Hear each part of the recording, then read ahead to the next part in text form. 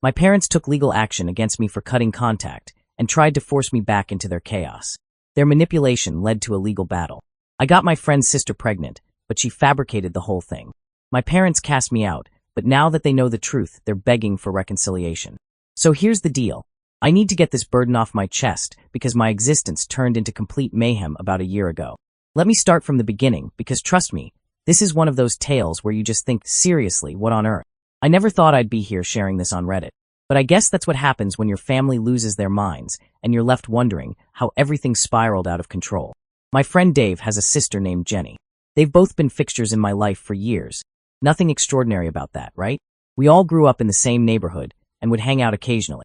Jenny was always a bit different from the rest. I don't mean to sound unkind, but she was struggling with some psychological issues. To be frank, it wasn't my business, and I don't know the specifics. Everyone was aware Jenny had difficulties, but Dave rarely mentioned it, and I never pried. In any case, Jenny unexpectedly reached out to me a year ago with shocking news. She claimed she was expecting a baby. All right, that's fine, except for one crucial detail. She insisted that I was the father. I swear my mind completely shut down at that moment. I thought, hold up, what? Let me be crystal clear. I had never even embraced Jenny, let alone been intimate with her. I couldn't even process how she could make such an outlandish accusation against me. I immediately told her, Jenny, I have no idea what you're talking about, but there's absolutely no possibility I'm the father. We've never had that kind of relationship. However, she just kept repeating her claim as if somehow I would suddenly remember a night that never happened. To put it mildly, it was bizarre. Though I was internally panicking, I tried to maintain my composure, thinking perhaps this was related to her mental health struggles. This is where everything started to unravel. Jenny adamantly refused to take a prenatal paternity test. She wouldn't budge, even though I sat there thinking, if you're so certain it's my child, why not just take the test and prove it? It turned into emotional manipulation central, with her saying things like, you need to step up for your child, and you're abandoning us before the baby's even born.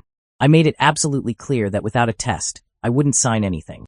I refused to legally bind myself to a child that wasn't mine. Simple enough, right? That should have been the end of it. Boy, was I wrong. The real family drama was just beginning. A few weeks later, my parents caught wind of the situation. They've got this whole traditional values mindset, and the moment they heard about it, they completely lost their grip on reality. I still cared about them, but there I was trying to explain myself while they hurled accusations and called me a disgrace and a deadbeat. When I tried to tell them, Mom, Dad, this isn't my child, Jenny's making this up, they wouldn't even listen. They seemed completely incapable of letting go of the notion that I had fathered this baby. What followed were some truly ugly confrontations. If I'm honest, I'm still haunted by some of the things that were said, words that probably can't be taken back. Despite my repeated insistence that this wasn't my child, my parents kept pressuring me to do the right thing and be a father.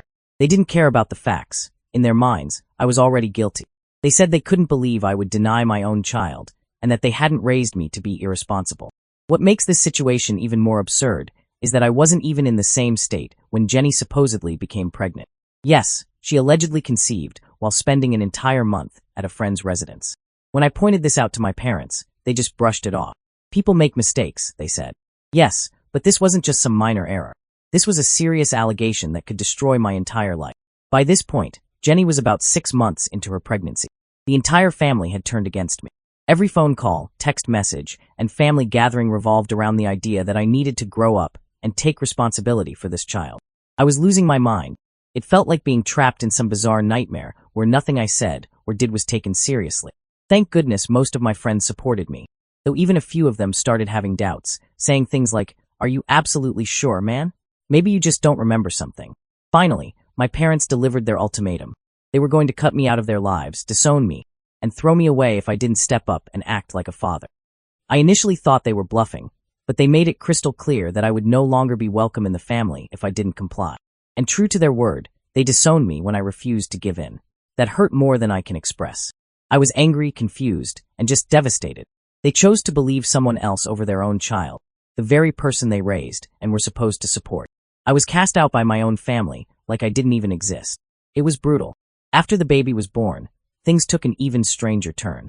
My mother was right there at the hospital, playing the role of the proud grandmother. It wasn't until later that I had to navigate some legal channels to get the paternity test done, because Jenny was still refusing. And guess what happened when the results came in? Not my child.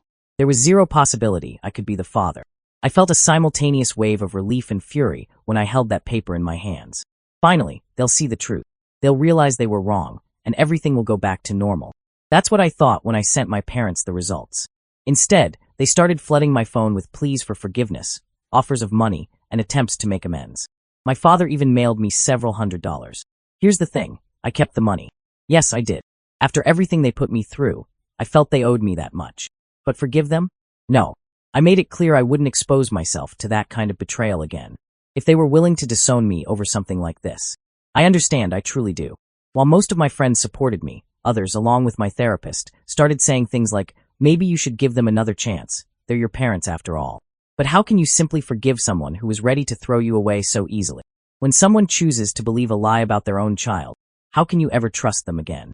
I'm now caught between knowing I did nothing wrong and questioning whether I should even attempt to repair my family relationships. I can't shake off the feeling that they failed me when I needed them most, because every time I think about it, I remember how quickly they turned against me. So you'd think things would settle down after the drama with Jenny's baby and my parents, wouldn't you? Not even close. My life had other plans. If anything, the situation just kept escalating. You'd think it would have ended with me proving I wasn't the father, but wow, I wish it had been that simple. It turns out people will do anything to avoid admitting they made a mistake if they don't want to face the truth. So I thought, okay, now that the paternity test results showed I wasn't the father, my parents will realize their error and maybe things can return to normal. However, rather than bringing the closure I'd hoped for, things became even more complicated. For starters, Jenny completely lost it. She started circulating stories around town that I had somehow tampered with the test or fabricated the results. Yes, you read that correctly. She believed I had somehow convinced an entire laboratory to falsify the results to support my claims. I mean, seriously? How could I possibly do that? I'm not some genius who can manipulate DNA testing. I'm just an ordinary guy. But Jenny wasn't listening to reason. She was determined to paint me as the villain in her story. She went around claiming that I had deceived everyone into believing I wasn't the father and that I was abandoning her and the child. It didn't matter that it made no logical sense. People started believing her. Word travels fast in small towns, and soon I was being viewed as the bad guy by people at the grocery store. I even had complete strangers approach me and demand to know why I wasn't taking responsibility for my child. It was infuriating. Nobody seemed to care that I had actual test results proving I wasn't the father. I was being blamed for something I had absolutely nothing to do with, while Jenny was out there playing the victim. And my parents, they were still trying to be polite, but it was obvious they were at a complete loss about how to handle the situation. My mother kept calling and leaving these emotional, lengthy voicemails about wanting the family to be whole again. She wanted to sweep everything under the rug as if nothing had happened, not even addressing what had transpired. She even invited me over for dinner, as if that would magically undo all the damage they had caused. It was both offensive and awkward. They seemed to think that a few family meals and some forced smiles would make everything okay after what they had done to me. Like they didn't even grasp the magnitude of trust they had shattered. They just said, let's move on. There was no real apology, no acknowledgement of how severely they had messed up. And that's the problem. Trust, once broken in that way, can't be restored with a hug and a dinner. Rebuilding requires real work and effort, and they weren't even willing to acknowledge their mistakes. The worst part was when my father tried to buy me off. He just emailed me offering to purchase a new car if I would return to the family. Like what? Did they think they could simply purchase my forgiveness? I was so disconnected from reality that I just stared at the email for a long time, trying to determine if it was some kind of cruel joke. But my dad was serious. I didn't respond, I couldn't. How do you even properly respond to something like that? They weren't interested in actually fixing things. They just wanted me back in their life because it was convenient for them. When they thought throwing money at me would make everything better, I realized how little they truly understood what they had done. The worst part, however, was discovering later that Jenny had started reaching out to people from my past, trying to drag them into her drama. She even attempted to convince my ex-girlfriend Samantha that I was this terrible person who had abandoned his child. After years of no contact, Sam suddenly messaged me saying, "We need to talk." I was confused at first, but when she revealed that Jenny had been trying to stir up old drama by contacting her, I nearly lost it. I called Jenny and told her to stop. I wasn't going to let her drag my friends and former partners into her mess. I was done with the lies and the games. But she just laughed and hung up. It was like talking to a brick wall. Nothing I said would get through to her because she was so wrapped up in her own fantasy world. By this point, I was seriously considering hiring a lawyer. Even though I didn't want to take things that far, I felt like I had no choice. I felt completely alone while Jenny was out there destroying my reputation and my parents were enabling her behavior. Yes, I had support from my closest friends, but even they didn't fully understand how bad things had gotten. At some point, I had to make a decision. I couldn't keep waiting for the next crazy accusation or rumor to surface, living in a constant state of anxiety. I made the choice to cut all ties, not just with Jenny, but with my parents too. It wasn't easy. In fact, it was excruciating, but I realized I couldn't let them continue to drag me down. I sent my parents a lengthy email detailing my feelings of betrayal, my inability to trust them, and how I couldn't trust them moving forward. I didn't sugarcoat anything. I was brutally honest with them, telling them that I wasn't ready to forgive them and wasn't sure if I ever would be. I told them that if they wanted any chance at a future relationship with me, they needed to start by giving me a genuine apology and taking responsibility for their actions. No more pretending nothing was wrong, no more sweeping things under the rug. As for Jenny, I blocked her on every platform possible. Her machinations had become too much for me to handle. I wasn't going to let her keep entangling me in her mess. She wasn't my problem anymore. I even had to tell her brother Dave that I needed some space from his family. Dave has always been a great friend, so that was tough, but I had to prioritize my own well-being. I cut them off a few months ago, and honestly, I felt relieved, even if I sometimes feel guilty or question my decision. I know deep down I made the right choice, even though it's hard. Sometimes you just have to walk away. It's messy and complicated, sure, but at least I'm not constantly watching for the next disaster to strike. I can finally breathe again. But man, if you had told me a year ago that this is where I'd end up. I guess that's just how life goes sometimes. First update. Okay, so this is where things get even more bizarre. I thought that by cutting off contact with Jenny and my parents, the chaos would subside. I figured if I removed them from my life, everything would settle down and I could move forward. But naturally, things aren't that simple. Cutting them off was just the beginning of a whole new nightmare. A few weeks after blocking Jenny and sending that email to my parents, I got an unexpected message from Mike, an old high school acquaintance. He suddenly reached out asking how I was doing, even though we hadn't spoken in years. Okay, that's random, I thought at first, but then he informed me that my parents had contacted him.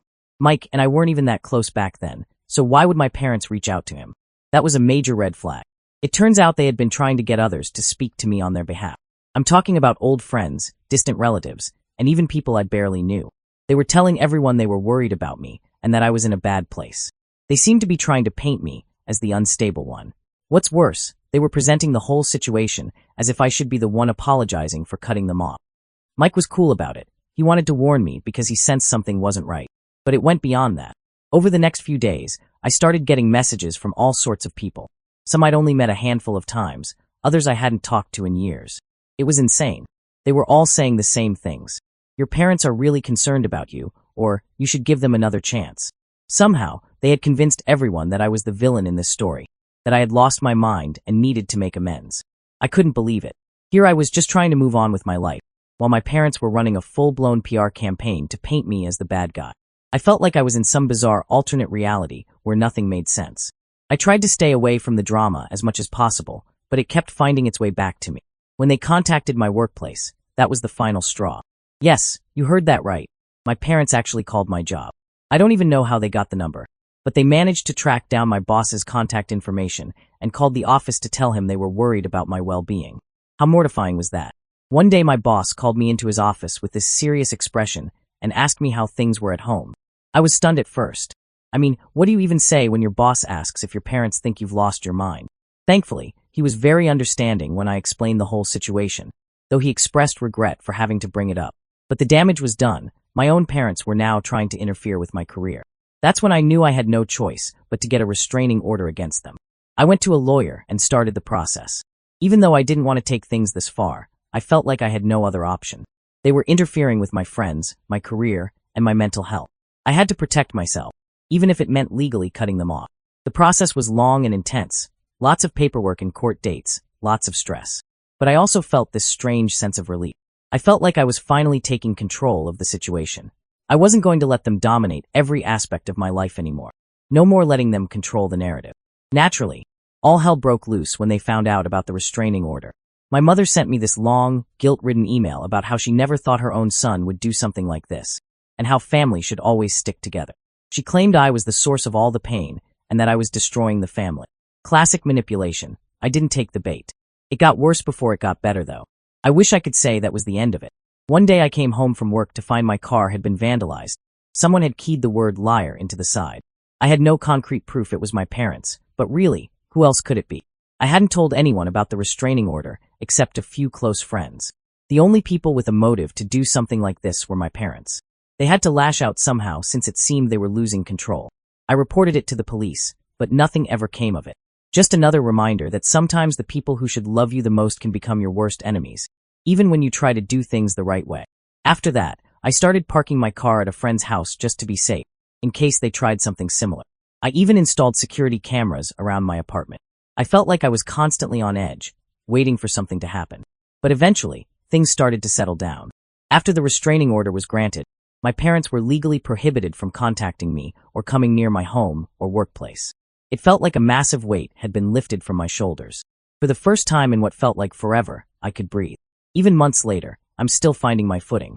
I had to do a lot of damage control, explaining the whole situation to my friends and coworkers, making sure they understood the truth. While some were skeptical, do you really think your parents would go that far? Most were supportive.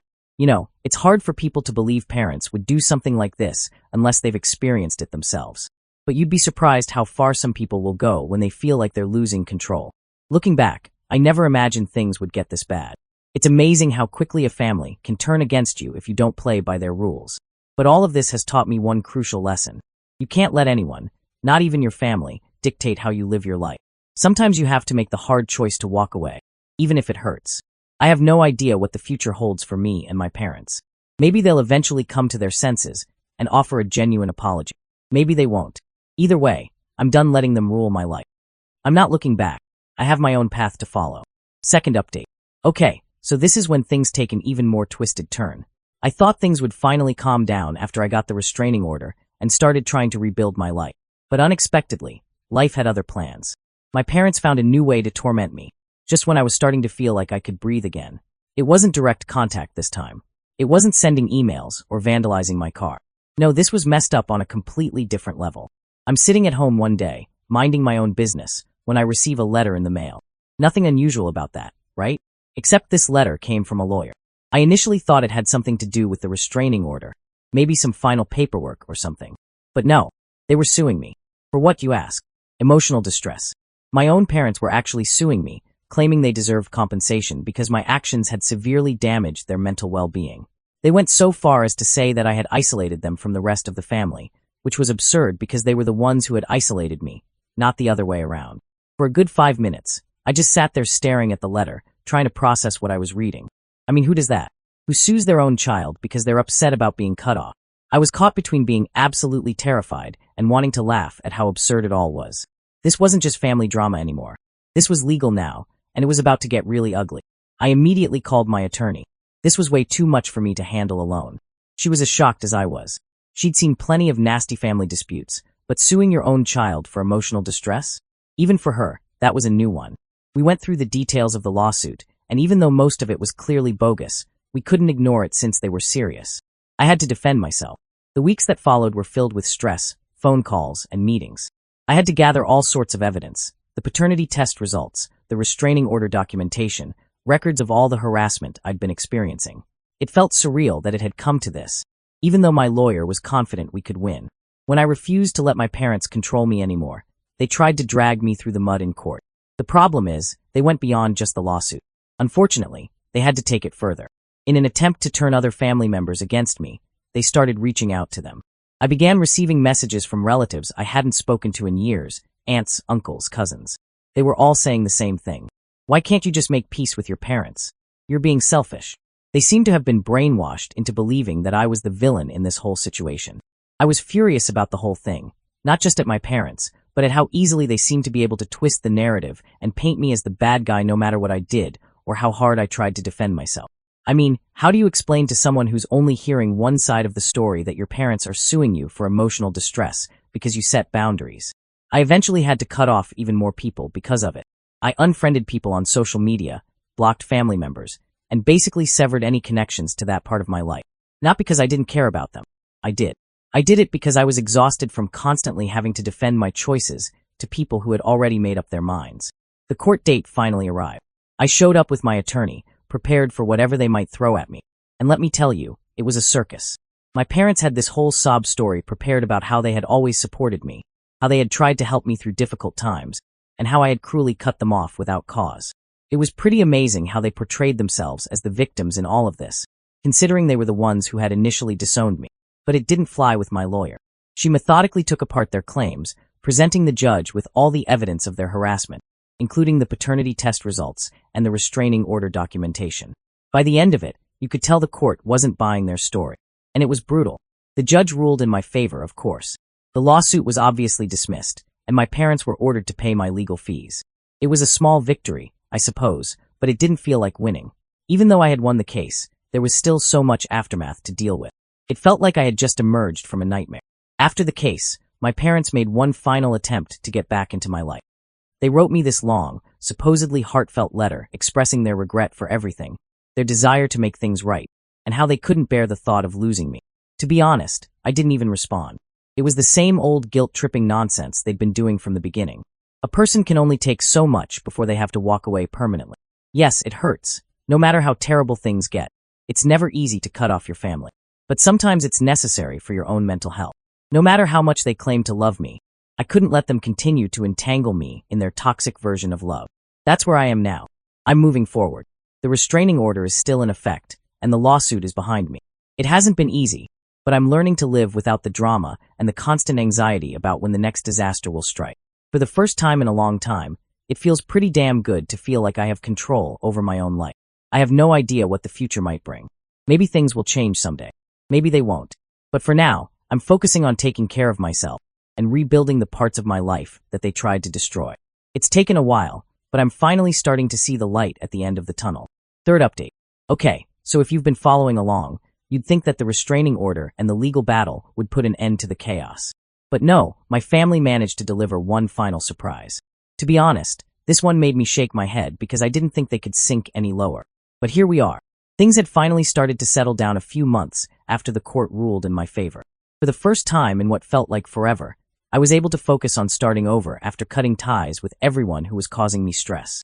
No more letters from lawyers, no more random messages from old friends, just peace. At least, that's what I thought.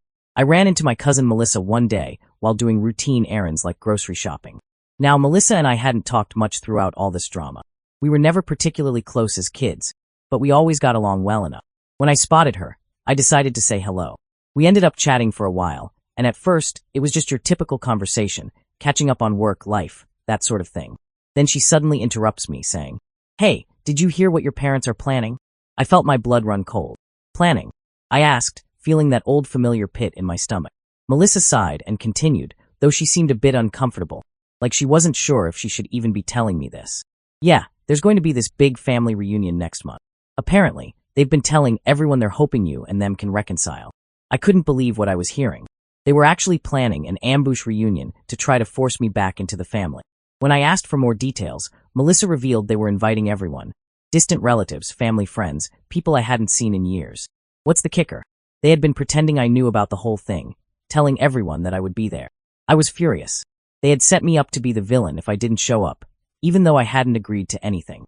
Classic manipulation from my parents. Control the narrative, paint me as the bad guy, and try to guilt-trip me into complying with their wishes. I told Melissa straight up that I wasn't going, and I thanked her for letting me know. Even she seemed somewhat conflicted, like she was starting to buy into my parents' "we just want to fix things" reasoning. I could see it in her expression. She wanted me to go and make things right. But I wasn't going to fall into that trap.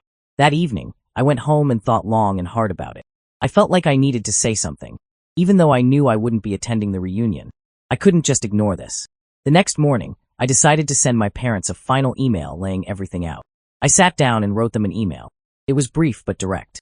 I let them know I was aware of the reunion and that I would not be attending. I made it clear that I wasn't interested in any forced reconciliation, especially not in front of a large group of people.